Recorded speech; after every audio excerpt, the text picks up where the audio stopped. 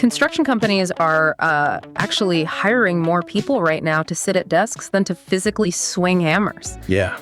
I mean, think about that for a second. We are watching this massive structural shift where builders are, essentially becoming administrative management firms. Right. It's wild. And if you want to know why that's happening, well, we're tracking a $174.6 million warning shot today that I think explains it perfectly. Yeah, I mean, it's literally the cost of staying alive in this market right now. When your margin for error shrinks down to basically zero, you stop hiring for the field. Yeah. You start hiring for defense. You hire compliance officers, data managers, lawyers, all of that. Welcome to this deep dive for Scaling Legends. Our mission today is to cut through the noise of the April 21st, 2026 market intelligence. Exactly. We are here to give you, the construction business owners listening right now, the exact insights you need to protect your margins, manage your risks, and spot the hidden opportunities while, your competitors are just doom scrolling. Right. So let's unpack this. I want to start with the macroeconomic view because the 2026 construction outlook just dropped. And, well, if you only read the headlines, you'd think we're in a golden age. Oh, absolutely. Record aggregate spending, the numbers are screaming boom. But talking to contractors on the ground, it feels like we're operating in two completely different realities. Yeah, we are. We're operating in what economists call a K-shaped market. Okay, K-shape. Right. Imagine the letter K. You have one line shooting straight up and another line actively, aggressively trending down. The aggregate data, that overall spending number everyone quotes, is being artificially propped up by a few incredibly heavy hitters on the upward arm of that K. And those heavy hitters are what? Primarily, it's data center construction, AI infrastructure, and hyperscaler spending. Just to pause you there, for anyone not deep in the tech infrastructure weeds, when we say hyperscalers, we're talking about the massive data center operators, right? Like the Amazons, the Googles, and Microsofts of the world who build these server farms the size of small cities. Exactly. They are pouring hundreds of billions of dollars into these mega projects right now.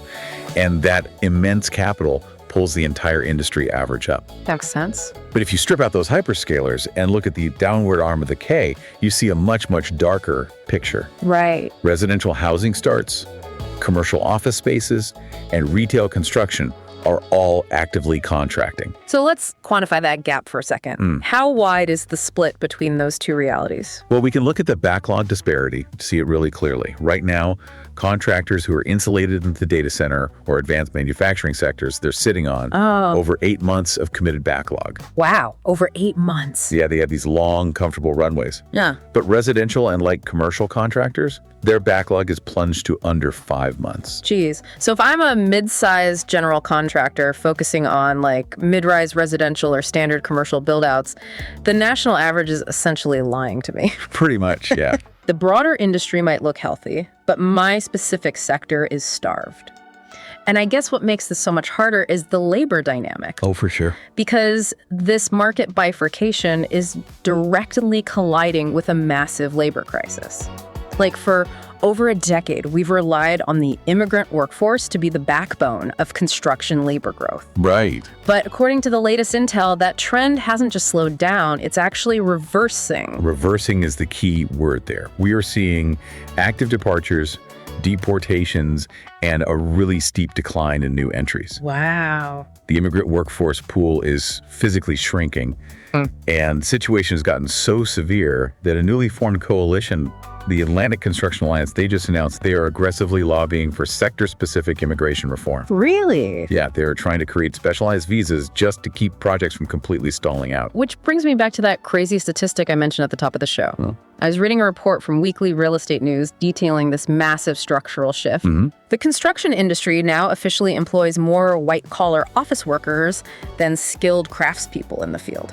It's incredible. And that fundamentally changes your overhead structure. Yeah. Like, think about who you're hiring now compared to 10 years ago. Right. You aren't just hiring superintendents and foremen. You are hiring VDC coordinators, virtual design and construction specialists, just to manage your 3D models. Yeah. You're hiring compliance officers, risk managers, software administrators. Oh, wait, let me push back on this because the math feels kind of impossible to me.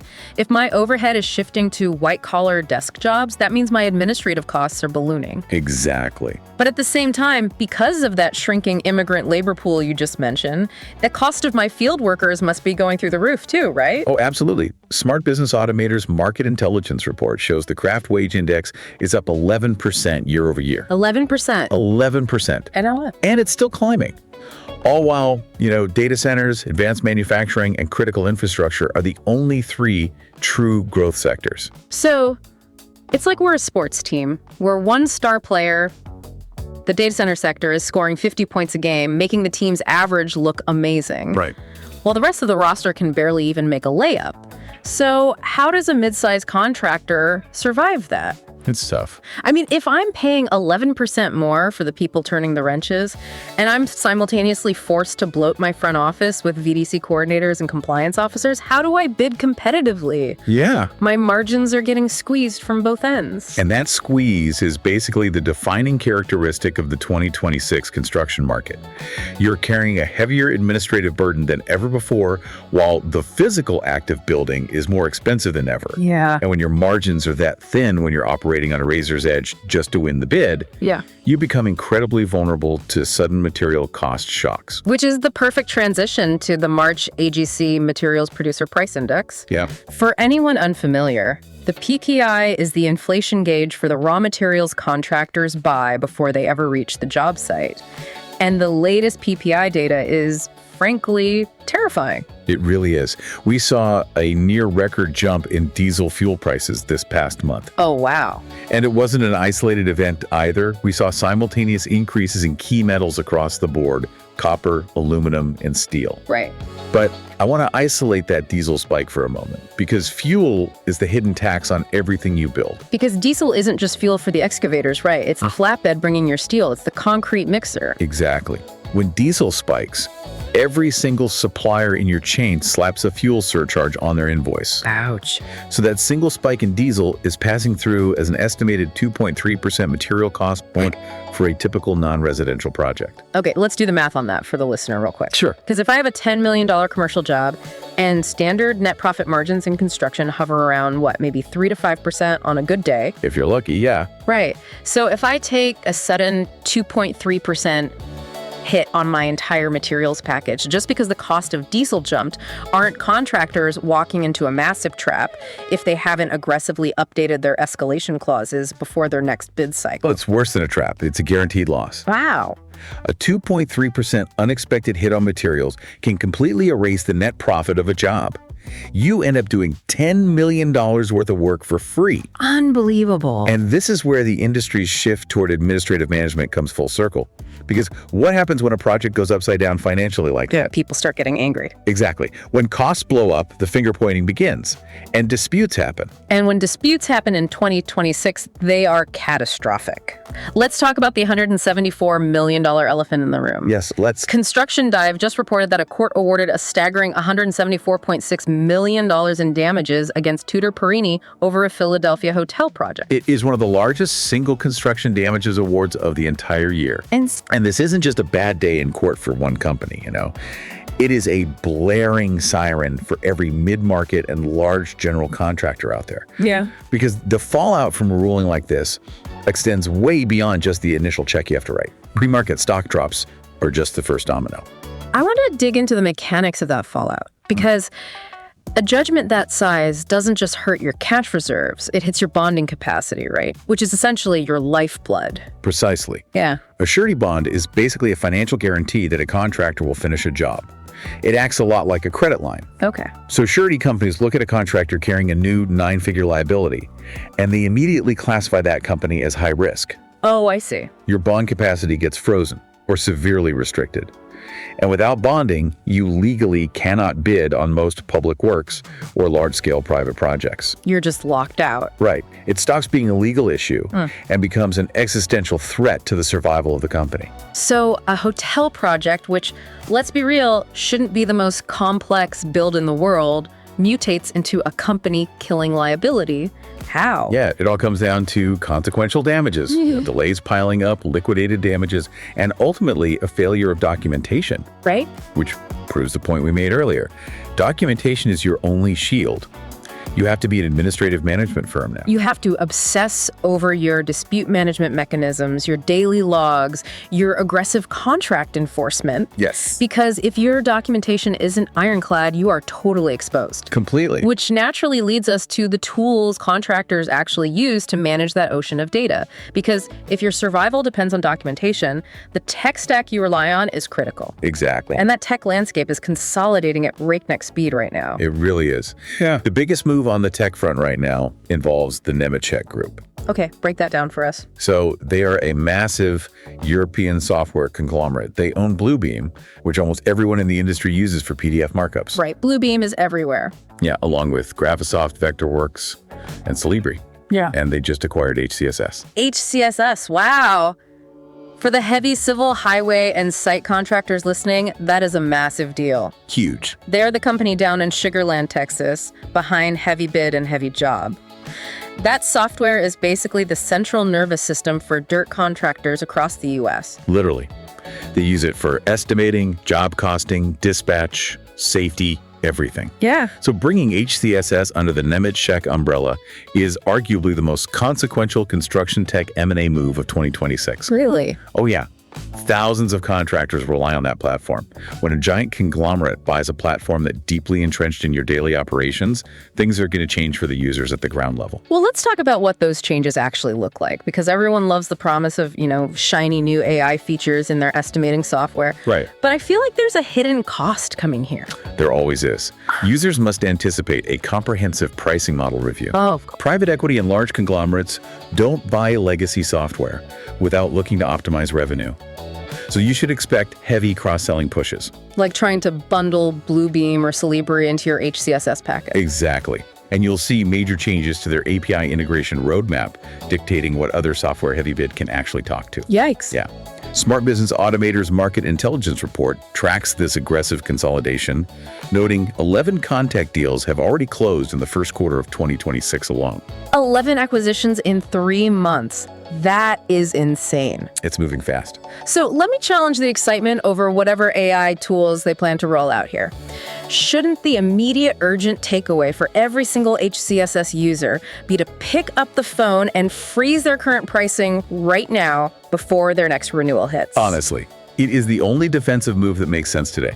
Yeah. Lock in your baseline operating costs. Because as we discussed with the overhead bloat earlier, your administrative costs are about to go up in several other ways anyway. Right. Particularly when you look at regional compliance hurdles. Okay, you're referring to the Indiana Fairness Act.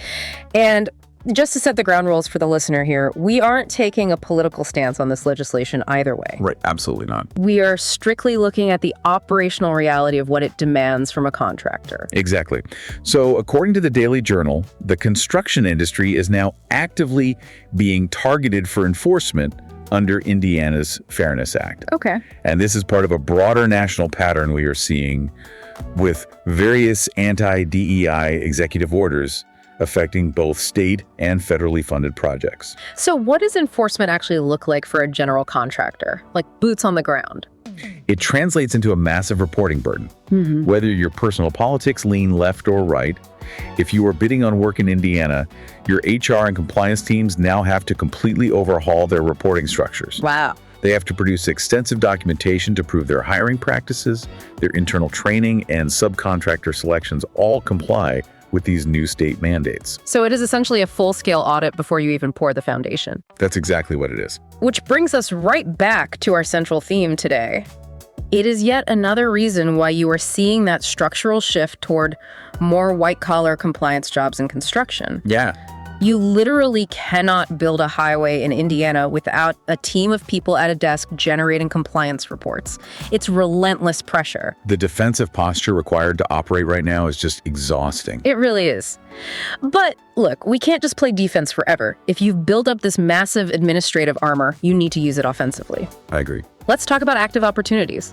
Where is the money moving right now, both domestically and globally? I want to start with the emergency situation unfolding in Michigan. Yeah, that's critical. Yeah. Severe flooding is currently threatening dams and locks across the state of Michigan. Man. The Engineering News Record is tracking this closely, and it carries chilling echoes of the 2020 Edenville and Sanford dam failures. Right, those were devastating. Which caused catastrophic downstream destruction. So right now, the Army Corps of Engineers and the Michigan Department of Environment, Great Lakes, and Energy EGLE are on high alert. It's a terrifying situation for the communities involved, but for heavy civil contractors who actually have the capabilities, it is a massive mobilization opportunity.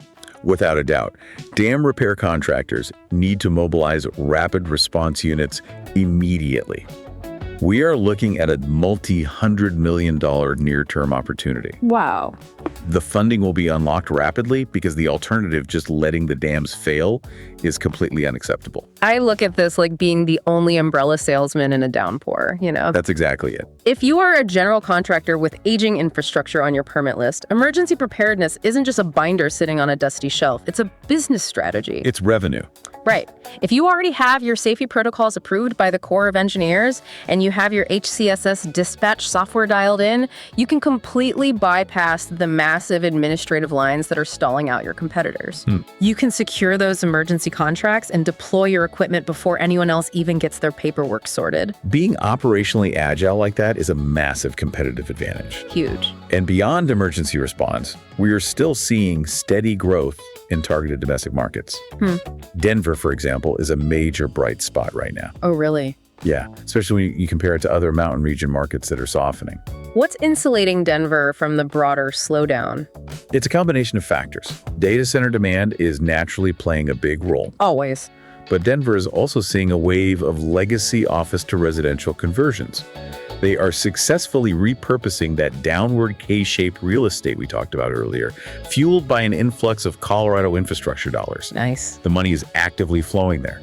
We're also seeing the major national players locking down huge pipelines. Like who?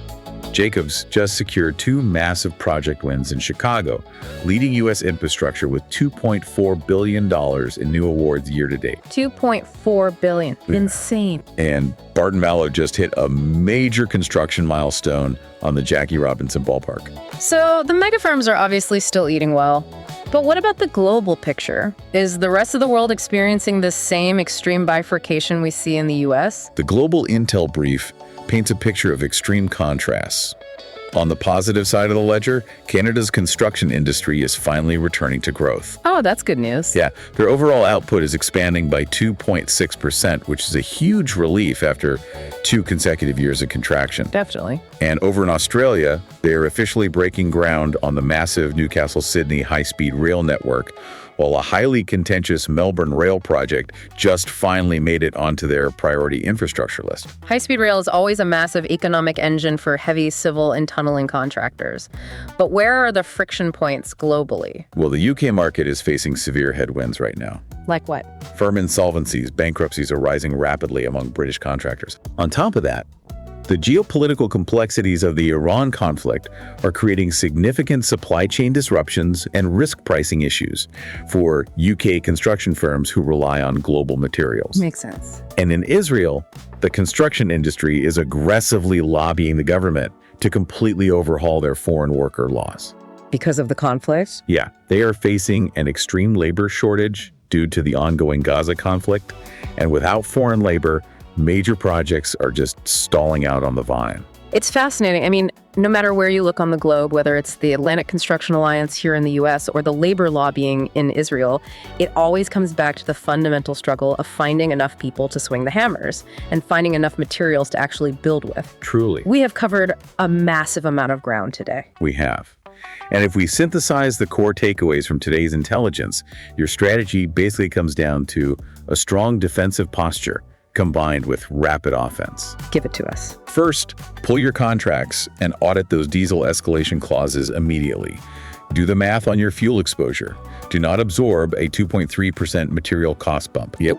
Second, review all your open subcontract disputes against the Tutor Perini playbook. Assume every minor delay could escalate into a 9-figure liability and ensure your documentation reflects that reality. Yeah. Third, if you are an HCSS user, get your rep on the phone and freeze your software pricing before your next renewal cycle. Absolutely. And finally, prepare aggressive labor contingencies to handle continued decline in the immigrant workforce. Which brings me right back to the question we started with. If your company is officially employing more white-collar office workers than field hands, you have to look in the mirror and ask yourself, are you still a builder, or have you become an administrative management firm? Right. And how does that heavy administrative armor affect your ability to move fast when the market shifts? It is the defining question of this cycle. The administrative burden is heavier than it has ever been, and ignoring it is exactly what leads to those $174 million judgments. Yep. You need a system that handles that burden for you. By the way, for anyone looking at their tech stack, this connects directly to ensuring your ERP, your enterprise resource planning software, is fully integrated so your office and field are actually talking to each other. And handling that massive administrative burden, that relentless risk management, is exactly why this market intelligence is brought to you by Smart Business Automator. Exactly. They built an AI platform specifically for contractors who want to scale their business without drowning in paperwork. Imagine having a system that automatically detects schedule risks before they delay your critical path. It's a game changer. It summarizes your daily logs so your project managers aren't typing for 3 hours every evening. It flags budget variances the exact second that diesel costs move. And it integrates seamlessly with your existing ERP to keep the field and the office perfectly aligned. It manages the administration so you can go back to being a builder. If you know a contractor who is dealing with outdated diesel escalation clauses or vulnerable to heavy civil software price hikes, send them this episode. It could save their margins on the next bid. Hit follow on whatever app you're listening on so you don't miss tomorrow's intel. Visit smartbusinessautomator.com. The market waits for no one. Stay vigilant. We'll see you out there. Remember, the X-ray machine for this industry might be broken, but if you look closely enough at the data, the fractures are right there in plain sight. Take care of yourselves.